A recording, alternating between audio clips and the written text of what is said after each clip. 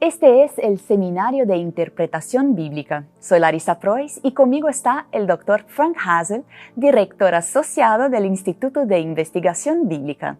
Dr. Hazel, ¿qué vamos a aprender hoy? Hoy aprenderemos algo muy interesante sobre las profecías bíblicas, en particular sobre las apocalípticas. Son las profecías en el libro de Daniel y Apocalipsis que tratan sobre escenarios del tiempo del fin y todo lo que conlleva. En este vídeo y en el capítulo del libro aprenderá detalles importantes sobre la interpretación de estas profecías apocalípticas.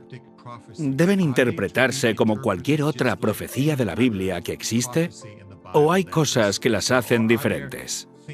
Y si es así, ¿cuáles son esas cosas en que la profecía apocalíptica es distinta de la profecía general y los pasajes proféticos generales de la Biblia? Las profecías apocalípticas, Daniel y Apocalipsis, siempre han sido muy importantes para los adventistas del séptimo día, porque nos ayudan a comprender la historia, nos ayudan a comprender los elementos proféticos que tienen que ver con el fin de los tiempos. Así que esto es algo que exploraremos en este vídeo, que explicará de qué trata la profecía apocalíptica y por qué es distinta de otra literatura profética en la Biblia. ¿Y quién está compartiendo este contenido con nosotros? La persona que lo presentará es el Dr. Gerhard Vandal. Ha escrito varios comentarios sobre el libro de Daniel y un nuevo comentario sobre el libro de Daniel que se utilizará como libro de texto para nuestras universidades. Conoce muy bien la literatura apocalíptica y la interpretación apocalíptica. Ha trabajado en Europa, Australia y las islas del Pacífico como secretario de campo y también ha sido director asociado del Instituto de Investigaciones Bíblicas de la Asociación General de los Adventistas del Séptimo Día. Así que él presentará este tema en particular y espero que al estudiarlo adquieran una nueva emoción y urgencia hacia los tiempos en que vivimos y también se emocionen con los fascinantes textos que contienen las profecías apocalípticas.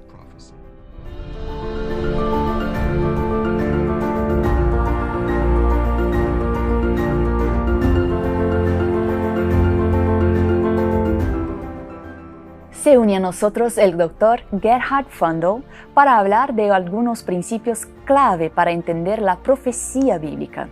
Dr. Vandal, ¿por qué hay tantas interpretaciones diferentes de Daniel y Apocalipsis? Los libros Daniel y Apocalipsis contienen muchos símbolos diferentes y los eruditos difieren ampliamente en su interpretación. Varias escuelas de interpretación se han desarrollado a lo largo de los siglos sobre cómo acercarse a los libros de Daniel y Apocalipsis, cómo interpretarlos. Hoy en día hay muchas diferentes, pero solo me enfocaré en las 4 importantes que se usan hoy en día. La primera es la escuela histórica o escuela de interpretación historicista. Es la escuela de interpretación más antigua y hasta el siglo XIX la principal. Se remonta al libro de Daniel. En el capítulo 8 tenemos la visión de Daniel, donde ve un carnero y un macho cabrío peleando entre ellos.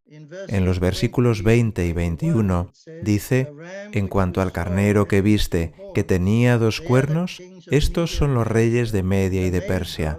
El macho cabrío es el rey de Grecia, y el cuerno grande que tenía entre sus ojos es el rey primero. El ángel interpreta el símbolo y dice que lo que ve tiene ese significado. El carnero representa a los reyes de Medo-Persia, el macho cabrío a los reyes de Grecia, y el primer rey está simbolizado por el cuerno. Y luego, este cuerno se rompió, y aparecieron otros 4 reinos tras Alejandro, los reinos helenísticos tal como los conocemos. Ahora bien, esta interpretación fue adoptada por los padres de la Iglesia. Algunos de los padres de la Iglesia, como Ireneo, Jerónimo e Hipólito escribieron comentarios sobre el libro de Daniel y usaron esa escuela de interpretación del historicismo para interpretar los libros de Daniel y Apocalipsis a lo largo de la historia. Ahora bien, los historicistas y los adventistas pertenecen a la escuela historicista. Creen que los libros de Daniel y Apocalipsis están inspirados por Dios y que el libro de Daniel fue escrito por Daniel en el siglo VI a.C. y las principales profecías de su libro cubren el tiempo entre el imperio babilónico y la segunda venida, o en capítulos posteriores, como el capítulo 8, entre el tiempo de Medo-Persia y la segunda venida. Así que el libro de Apocalipsis lo escribió Juan y comienza en la época de Juan, en el primer siglo, y va hasta el final del milenio, e incluso más allá del milenio. El reino en la nueva tierra. El anticristo en ambos libros está simbolizado en Daniel por el cuerno pequeño y en el libro de Apocalipsis por la primera bestia de Apocalipsis 13:3. Ambos simbolizan el papado. Hoy en día, los adventistas y algunas iglesias más pequeñas son los únicos historicistas que quedan. Todas las demás iglesias han aceptado una interpretación preterista y llegaremos a esto en un segundo, una interpretación futurista. La interpretación histórica de que las profecías se cumplieron a lo largo de la historia fue abandonada desde principios del siglo XIX. La segunda escuela de interpretación es la escuela de interpretación preterista histórica. La palabra preterista proviene de la palabra latina praeter, que significa algo que está en el pasado. Ahora bien, el origen de la histórica escuela preterista se remonta a la Contrarreforma del siglo XVI. Sabemos que los reformadores identificaron al papado con el anticristo. Martín Lutero, Zwinglio, Calvino y otros declararon claramente que para ellos el anticristo era el Papa. Para defender al Papa de estos ataques de los protestantes, un jesuita español de nombre Luis de Alcázar usó el libro de Daniel y Apocalipsis para decir que estas profecías se cumplieron en el pasado, en la época del Imperio Romano. Entonces el Papa no puede ser el anticristo, porque el anticristo ya ha llegado. Era la época de Roma y los emperadores romanos, porque también son perseguidos, por supuesto, los cristianos del siglo I y II. La tercera escuela de interpretación es la escuela de interpretación histórico-crítica o preterista moderna, y su origen se remonta a un filósofo del siglo III llamado Porfirio. Enseñó que el libro de Daniel fue escrito por un judío desconocido en el siglo II a.C., en la época de Antíoco Epífanes, y así las profecías de Daniel, según creía y enseñó, fueron escritas después de que los eventos realmente sucedieran. En otras palabras, solo estaba escribiendo historia envuelto en el manto de la profecía. Entonces, todas estas profecías ya se cumplieron, ya estaban ocurriendo.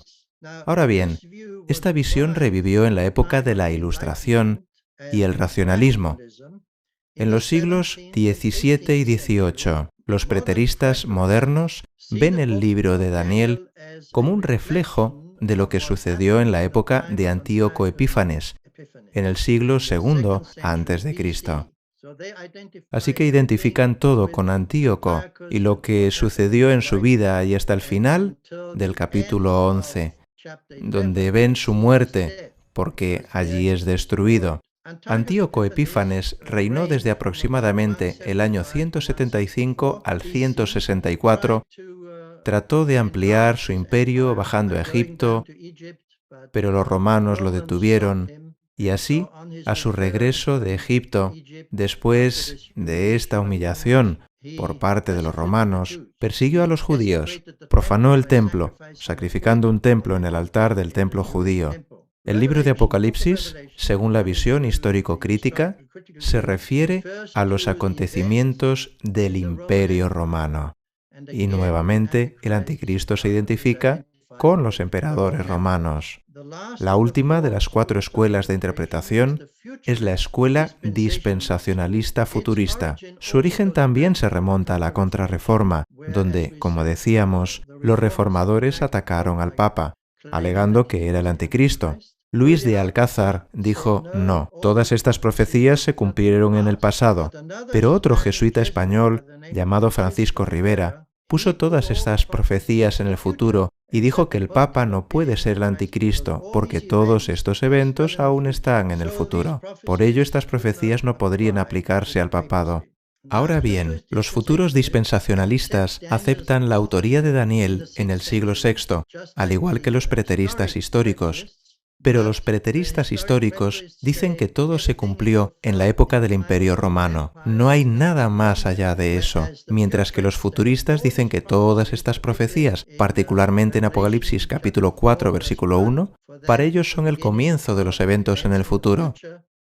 Así que todo el libro de Apocalipsis aún está por cumplirse y no se puede aplicar al papado. En particular, tanto los futuristas como los dispensacionalistas existen en la mayoría de las iglesias protestantes actuales. Hay una pequeña diferencia entre los dos con respecto a las 70 semanas en cuanto a su cumplimiento, pero la mayoría de ellos aceptan que la última semana de las 70 semanas de Daniel 9:24, donde el anciano le dice 70 semanas están determinadas sobre el pueblo judío, afirman que las 69 semanas terminan con Jesús y su vida y muerte. Pero la semana 70 se quita y se coloca en el futuro. Y las 70 semanas para ellos, o la semana 70, es el periodo de tiempo de 7 años antes de la venida de Jesús. Entonces, al comienzo de estos últimos 7 años, tiene lugar el rapto. El rapto significa que todos los creyentes, todos los cristianos vivos en ese momento, son llevados al cielo. Se quedan los 144.000 de Apocalipsis 7, que son judíos, porque se habla de todas las tribus de Israel. Se quedan en la tierra con todas las demás personas que todavía viven aquí y no han aceptado a Cristo, y que, por lo tanto, no han sido parte del rapto. Entonces, para ellos, los judíos restaurarán el templo, iniciarán el sacrificio, pero estos judíos han aceptado a Jesús, y ahora son los misioneros en el mundo, donde la gente, los incrédulos, viven todavía. El anticristo será una persona que aparecerá en ese momento. Lo hará como el emperador romano. Será un gobernante romano en el tiempo del fin, sucesor de los emperadores romanos, y hará un pacto con los 144.000 judíos. Y a la mitad de la semana romperá este pacto. Ahora, recordemos, en Daniel 9 habla de Jesús. Y dice que confirmará un pacto con muchos durante una semana, pero a la mitad de la semana pondrá fin a los sacrificios y las ofrendas. Ahora bien, los futuros dispensacionistas no creen que esto se refiera a Jesús, sino al anticristo, y así dicen, aquí se nos dice que en la última semana o en los últimos 7 años, en medio de ese periodo de tiempo, Él detendrá los sacrificios. Dejará todo lo que tenga que ver con los judíos en ese momento, y él mismo se sentará en el templo y afirmará ser Dios. Ahora, este es un texto que sale de 2 Tesalonicenses 2:4, el cual se opone y se levanta contra todo lo que se llama Dios o es objeto de culto, tanto que se sienta en el templo de Dios como Dios, haciéndose pasar por Dios. Entonces, los futuros dispensacionalistas ven este texto cumplido en el tiempo del fin, en este último periodo de 7 años, donde el anticristo romperá su pacto con los judíos y se sentará en el templo afirmando ser Dios. Estas son las principales escuelas de interpretación que se utilizan en la actualidad. La cuestión es qué escuela de interpretación es la correcta, así que depende de las presuposiciones que uno tome. Y la conclusión sigue dependiendo de la presuposición que acepta. ¿Por qué el capítulo 11 de Daniel es tan difícil? Sí, Daniel 11 es el capítulo más difícil del libro de Daniel. Es la cuarta gran profecía. Tenemos Daniel 2, tenemos Daniel 7, tenemos Daniel 8 y tenemos Daniel 11 y 12 que van juntos. Estas son las 4 grandes profecías del libro de Daniel. Ahora, las 3 primeras profecías, 2, 7 y 8, describen claramente la historia mundial. La imagen de Daniel 2 tiene 4 metales diferentes y luego los pies de barro y hierro, lo que indica que hay 4 imperios, simbolizados por estos 4 metales. Babilonia, la cabeza de oro, Medo-Persia, el pecho de plata, Grecia y finalmente Roma. Las piernas de hierro. Lo mismo en Daniel 7, los 4 animales, el león Babilonia, el oso Medo-Persia, el leopardo Grecia y la bestia indescriptible que, cualquiera que sea su apariencia, es Roma. Entonces, el 11 y el 12 también comienzan hablando de Medo-Persia y Grecia en los primeros 3 o 4 versículos. Nuevamente tenemos esta profecía. Comenzando con Medo-Persia en el capítulo 8, también comenzamos con Medo-Persia, el carnero, y luego el macho cabrío, que es Grecia. ¿Por qué no Babilonia? Porque esto fue escrito al final de Babilonia. Y la profecía de Daniel 8, de las 2300 tardes y mañanas, esa profecía comienza en el tiempo de Medo-Persia. Está claro que el cuarto rey que se menciona allí es Jerjes, que atacó Grecia, pero fue rechazado. Y luego el rey griego, el primero fue Alejandro Magno. Y luego el reino se rompió a su muerte y se dividió entre sus generales, de los cuales finalmente surgieron 4 reinos diferentes. Del versículo 5 al 15 tenemos la batalla entre 2 de estos reinos, el rey del sur, que representa a Egipto, y el rey del norte, que representa a Siria. Ahora, la diferencia entre los capítulos 2, 7, 8 y 11 es que las primeras 3 visiones emplean símbolos. La estatua de 4 metales en el 7, las 4 bestias en el 8, las 2 bestias y el cuerno pequeño que ya aparece en Daniel 7, así que usan símbolos. En Daniel 11 no hay símbolos, es más literal, simplemente describir la historia. Pero el problema es hacer coincidir lo que dice en el capítulo 11 con la historia real. Ahora, los primeros 15 versículos son bastante simples. Acabamos de leer los primeros 4 versículos donde claramente tenemos la identificación de Medo-Persia y Grecia, y luego el rey del norte, el rey del sur. Esto simboliza la batalla entre los egipcios y los sirios. Todo el mundo está de acuerdo en eso, porque es bastante comprensible, pero desde el versículo 15 hay un cambio. ¿Qué está simbolizado con todas las diferentes partes, particularmente las personas rebeldes, o, como se les llama en el capítulo 11-14, hombres turbulentos? ¿Qué simboliza eso? Los eruditos histórico-críticos y la mayoría de los futuristas también dicen que esto continúa con la historia de Siria. Simplemente llega hasta Antíoco Epífanes, quien es el actor principal de este capítulo. Y su historia llega hasta el final del versículo 45, en el capítulo 11. Ahora, los adventistas del séptimo día no están de acuerdo con esto por la sencilla razón de que el capítulo 11 es paralelo a los capítulos 2, 7 y 8. Y en los capítulos 2, 7 y 8 tenemos a Medo-Persia, a Grecia y luego tenemos a Roma. Bueno, en este capítulo se detienen en Grecia, en el reino helenístico. No aparece Roma. Los adventistas creen que Roma también debe aparecer en este capítulo. Ahora, el problema es, ¿dónde entra el papado? Porque el cuerno pequeño juega un papel importante en Daniel 7 y 8. ¿De dónde surge? Hay opiniones variadas, de media docena de eruditos. Cada uno tiene diferentes puntos de vista. La pregunta principal es, ¿dónde entra Roma? Para algunos está en el versículo 14, para otros está en el versículo 16, para otros está en el versículo 21, para otros en el versículo 30, para otros en el 31, así que no hay unanimidad entre los eruditos adventistas en lo que respecta a este capítulo. Por tanto, no creo que esto pueda resolverse fácilmente, así que me concentro en lo que está claro en el texto y en lo que podemos explicar comparando las escrituras con las escrituras. Creo que hay 5 puntos diferentes que quedan claros en este capítulo. Y, por supuesto, Esto comienza con el primer punto, al principio del capítulo, que ya comentamos. Son los reyes de Medo-Persia y los reyes de Grecia. Estos se describen claramente en los primeros capítulos y luego también la batalla entre el norte y el sur. El segundo evento, claramente identificable, es la muerte de Jesús.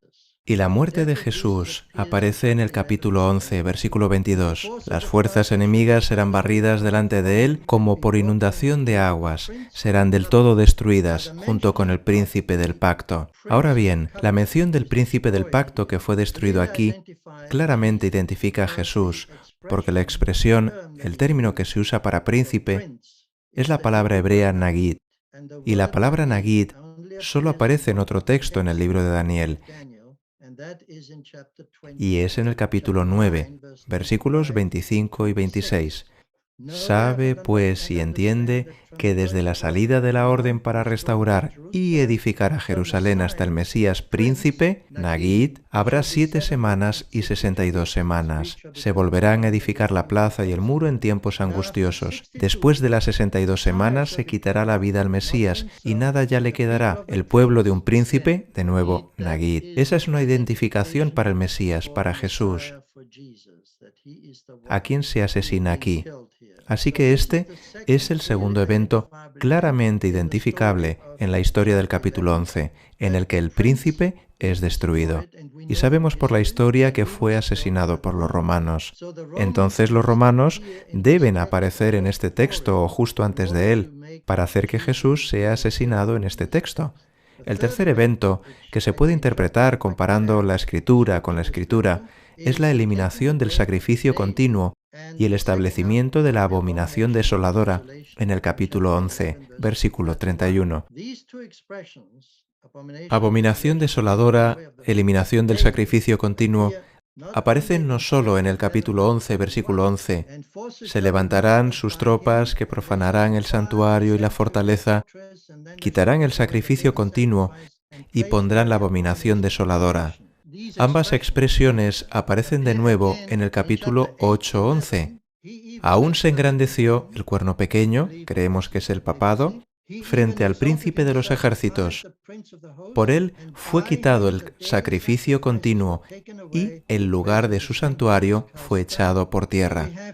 Así que tenemos aquí de nuevo esta expresión de quitar el sacrificio continuo, que se refiere al ministerio de Jesús en el cielo. Su ministerio intercesor, que fue quitado por el papado a través del sacerdocio aquí en la tierra. La gente no tiene que orar a Jesús, sino que van al sacerdote, rezan a María, pero el sacerdote no puede perdonar sus pecados. Ahora sabemos que solo Dios puede perdonar los pecados, y es por eso que el ministerio de Jesús en el cielo es importante para nosotros, porque Él es quien perdona nuestros pecados.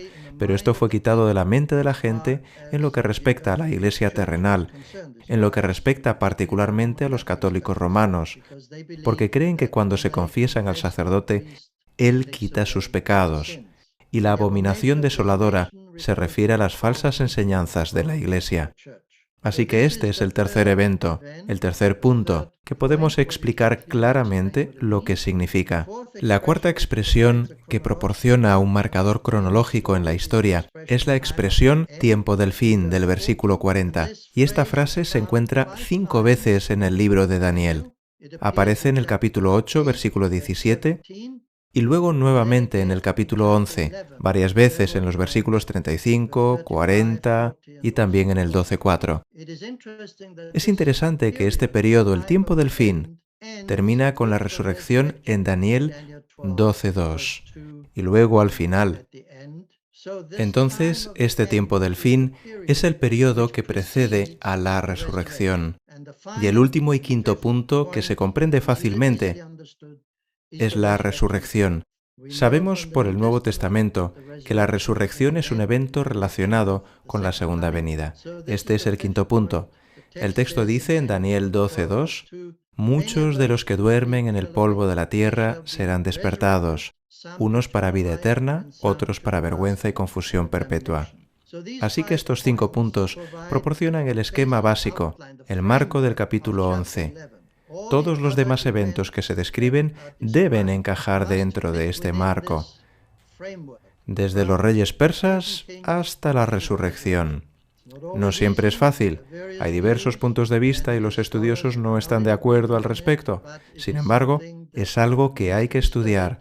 Y nosotros, como Iglesia, todavía lo estamos estudiando. Pero estos 5 puntos no cambiarán. Siguen siendo los mismos. Solo la interpretación puede cambiar. Las profecías apocalípticas utilizan muchos números. Deben interpretarse todas con el principio del año-día. Bueno, el principio de día por año ha sido una herramienta muy importante para interpretar las profecías de tiempo en el libro de Daniel y Apocalipsis. Sin el principio de día por año solo tenemos unos pocos días o pocos años, pero en comparación con la línea de tiempo que vemos en estos libros, desde Medo-Persia hasta la Segunda Venida, 3 días y medio tienen poca importancia, o incluso 42 meses es un periodo de tiempo corto. Pero debido a que las profecías contienen tantos símbolos, las profecías de tiempo, los elementos de tiempo, también deben ser simbólicos. Por eso creemos que el principio de día por año es claramente evidente en la Biblia. Los imperios, simbolizados por los animales o por los metales en la estatua, han durado cientos de años. El símbolo de las profecías de tiempo también debe durar largos periodos de tiempo. Y es interesante que encontremos expresiones como tiempo y tiempos y medio tiempo, 42 meses, 70 semanas o 1260 días, pero el único elemento temporal que no se menciona es el año. Por tanto, creemos que todos estos elementos de tiempo simbolizan años. Entonces, 1260 días son 1260 años, 42 meses son también 1260 años, 2300 tardes y mañanas son 2300 años. Entonces, el elemento de tiempo, con la ayuda del principio de día por año, aclara que estas profecías se extienden durante largos periodos de tiempo. Hay ejemplos del Antiguo Testamento que explican esto. Números 14:34, donde Dios habla a los israelitas después de que se negaran a entrar en Canaán, Él dice, conforme al número de los días, de los 40 días que empleasteis en reconocer la tierra, este fue el tiempo que estuvieron en la tierra, cargaréis con vuestras iniquidades, 40 años, 1 año por cada día, así conoceréis mi castigo. Así que aquí Dios dice que un día significa 1 año. También en Ezequiel 4:6, Dios habla al profeta, cumplidos estos, te acostarás por segunda vez. Ahora sobre tu lado derecho, y llevarás la maldad de la casa de Judá 40 días, día por año te lo he dado. Aquí tenemos 2 claros ejemplos del principio de día por año.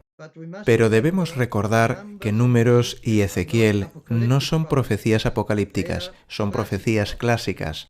Por lo tanto, Dios lo explica. Él dice, día por año te lo he dado. En la profecía apocalíptica del libro de Daniel y Apocalipsis, esto no está detallado, pero es un principio subyacente. Se entiende que se refiere a años. Ahora tu pregunta era, ¿es eso aplicable a todas? Y la respuesta es no. En Daniel 4:23 tenemos el juicio de Dios sobre Nabucodonosor y dice, con las bestias del campo sea su parte hasta que pasen sobre él 7 tiempos. Estos 7 años en los que Nabucodonosor estuvo loco, estos 7 años no deben interpretarse con el principio de día por año, porque Daniel 4 es un capítulo histórico, no un capítulo apocalíptico. Entonces, en Daniel tenemos en la primera mitad 6 capítulos, y todos, con la excepción del capítulo 2, son capítulos históricos que cuentan la historia de Daniel y sus amigos hasta el capítulo 6, donde Daniel está en el foso de los leones. Así que estos son capítulos históricos, con la excepción del capítulo 2, que tiene la imagen, que es una visión dada a Nabucodonosor, y es un capítulo apocalíptico. Todos los demás capítulos son capítulos apocalípticos del 7 al 12, pero no el capítulo 4. Y el texto mismo nos dice en el versículo 34, Nabucodonosor dice, al fin del tiempo, es decir, al final de los 7 años. Yo, Nabucodonosor, alcé mis ojos al cielo, y mi razón me fue devuelta. Bendije al Altísimo y alabé y glorifiqué al que vive para siempre. Así que el mismo Nabucodonosor explica que después de 7 años, mi periodo de juicio terminó y volví a estar sano y aceptado. Por lo tanto, no usamos el principio de día por año para ese capítulo. ¿Cuáles son algunos principios y herramientas hermenéuticas que podríamos utilizar para estudiar las profecías en particular? Cuando estudiamos los libros de Daniel y Apocalipsis, debemos comenzar con una oración, como siempre hacemos cuando estudiamos la Biblia. En segundo lugar, debemos utilizar el principio de usar las Escrituras para interpretar las Escrituras. En otras palabras, comparamos las Escrituras y hacemos incluso dentro de Daniel y Apocalipsis. Podemos comparar lo que dice Apocalipsis y ver lo que dice Daniel, porque a menudo se ayudan el uno al otro. En tercer lugar, debemos prestar atención a la estructura literaria de estos libros. Los capítulos proféticos de Daniel, 2, 7, 8, 11 y 12, tratan el mismo tema. Entonces, hay un principio de recapitulación. El capítulo 2 proporciona el marco básico. Hay 4 imperios y el quinto es el reino de Dios, la piedra. Daniel 7 también tiene los 4 imperios y también tiene el final con la segunda venida. Pero entre medias también nos presenta al cuerno pequeño, que es un actor importante en la historia de la salvación. En el capítulo 8 tenemos el carnero y el macho cabrío, y luego nuevamente el cuerno pequeño. Estos son elementos importantes. Recapitulando, en Daniel 11 comenzamos de nuevo con Medo-Persia, Grecia y luego, como dijimos, tenemos a Roma y tenemos al papado, que es el cuerno pequeño, y termina con la resurrección. En el libro de Apocalipsis también tenemos este principio de recapitulación. Tenemos en Apocalipsis las 7 iglesias, los 7 sellos, las 7 trompetas, todas ellas relacionadas con el mismo periodo de tiempo. Esta vez es desde el primer siglo hasta la segunda venida. Así que este es un principio importante, que podemos comparar estos capítulos, porque todos tratan el mismo periodo de tiempo. Y en Daniel comienza con los reinos antiguos, pasa a la segunda venida, en Apocalipsis comienza con el primer siglo y termina con la segunda venida. Después, tenemos que estudiar el significado de los símbolos. Hemos hecho esto, por ejemplo, en Daniel 8, buscamos la interpretación en el pasaje o en el capítulo del libro, y en Daniel 8 encontramos la interpretación del ángel que dijo que el carnero es Medo-Persia y el macho cabrío es Grecia. Así que necesitamos estudiar el uso de símbolos en otras partes de las Escrituras. Por ejemplo, tenemos en el capítulo 2 de Daniel el reino simbolizado por la piedra, la segunda venida, y la piedra es el reino de Dios. Ahora la piedra también se usa en otros pasajes. Por ejemplo, en Mateo 21, la piedra simboliza a Jesús. Él es la piedra angular.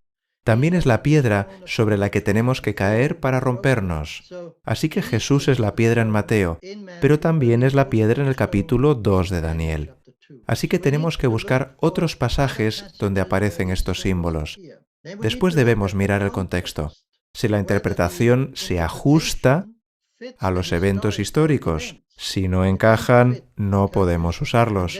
Y luego debemos tomar nota de las alusiones y tipos del Antiguo Testamento que aparecen en el libro de Apocalipsis. Algunas de las profecías del Antiguo Testamento se cumplieron en la historia de Israel, pero se convirtieron en tipos de eventos del tiempo del fin. Permíteme poner un ejemplo. La salvación de los judíos de Babilonia, el regreso de Babilonia.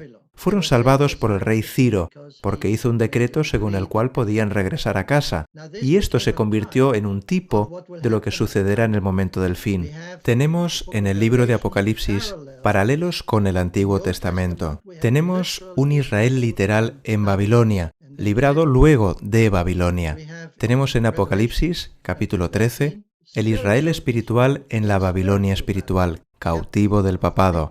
Tenemos un Éufrates literal en el Antiguo Testamento, donde estaba el río que atravesaba Babilonia, y tenemos un Éufrates espiritual en Apocalipsis. El agua representa a las personas, y así el Éufrates en el Nuevo Testamento, en el libro de Apocalipsis, en el capítulo 16, se menciona y representa a la gente que apoya a la Babilonia espiritual. Y luego tenemos al ungido en el Antiguo Testamento, que es Ciro, quien libera a Israel. Y en Apocalipsis tenemos a Jesús, quien libera a un Israel espiritual, su pueblo, de la Babilonia espiritual. Entonces hay paralelismos que debemos tener en cuenta al interpretar. Y luego, por supuesto, necesitamos estudiar el uso de números, y lo hemos hecho en Daniel 4. Dijimos que hay un número literal, 7 años, pero en otros capítulos los números son simbólicos. Y luego debemos recordar que en los libros de Daniel y Apocalipsis, el enfoque es Jesús. Jesús aparece en el libro de Daniel repetidamente. Si se me permite mencionar algunos casos, Jesús es la piedra en el capítulo 2. Él es el Hijo de los dioses en el horno de fuego en el capítulo 3. Es el Hijo del hombre en el capítulo 7. Es el príncipe de la hueste en el capítulo 8. Es el Mesías, el príncipe, en el capítulo 9. Y es Miguel, el príncipe, o Miguel, el ángel, en la última visión de los capítulos 10-12. Y en Apocalipsis hay 12 o más símbolos que apuntan a Jesús. Es el Hijo del hombre. Tiene las 7 estrellas en su diestra. Es el primero y el último. Tiene una espada aguda de 2 filos. Es el Hijo de Dios que tiene ojos como llama de fuego. Tiene los 7 espíritus de Dios y las 7 estrellas. Es santo y verdadero. Es el Amén, es el Cordero. Es el Hijo varón. Él es el Cordero en el monte Sión. Él es el Señor de los señores.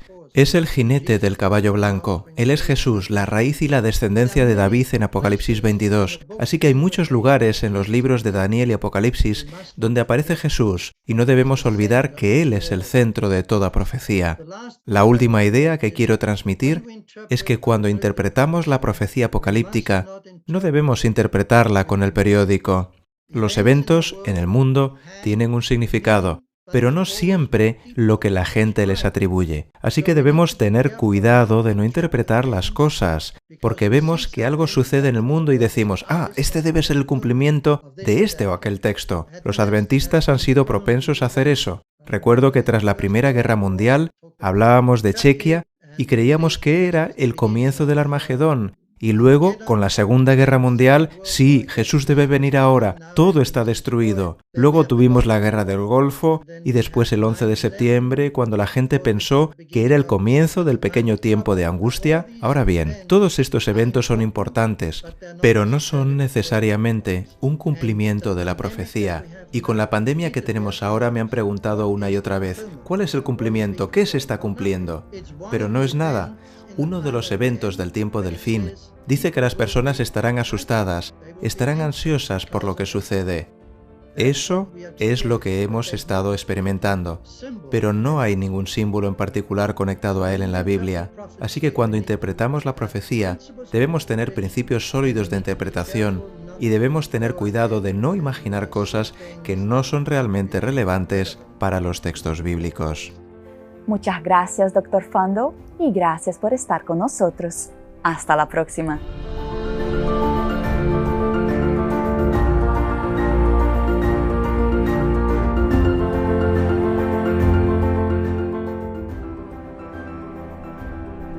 Para una comprensión más profunda de este tema, visite adventistbiblicalresearch.org y compre el libro Biblical Hermeneutics and Adventist Approach.